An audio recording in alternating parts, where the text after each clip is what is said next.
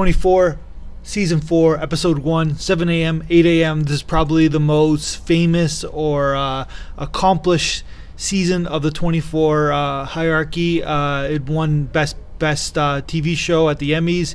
I think Kiefer Sutherland won Best Actor. It just was a very tightly contested season, kind of cool. It gave you everything you wanted. It gave you lots of action, conspiracy, good plotting, and this is what 24 is all about. It's all about the plotting. If the plotting doesn't work, you get a headache and you get tired and you don't want to watch anymore. If the plotting really works, then you're like hooked on. You want to know what's going to happen next. Then it's like a drug. 24. So it starts up season 4. Jack is left CTU. It's a couple years later. He's in love with Audrey. Audrey's the new character that he's the Secretary of State's daughter that he's in love with. We learn that in the first scene. Great line in this episode. Season 1 kind of starts things off where the Secretary of Defense, who basically Jack's boss has a conflict with his son. So his son is like a liberal kind of guy, and we know that it's a right-wing administration in the White House now.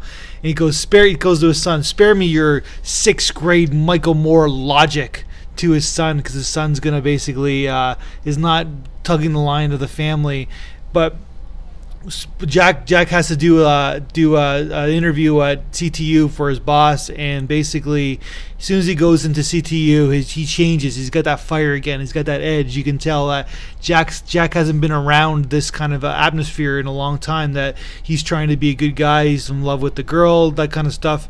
But of course there's a guy that's been captured at CTU.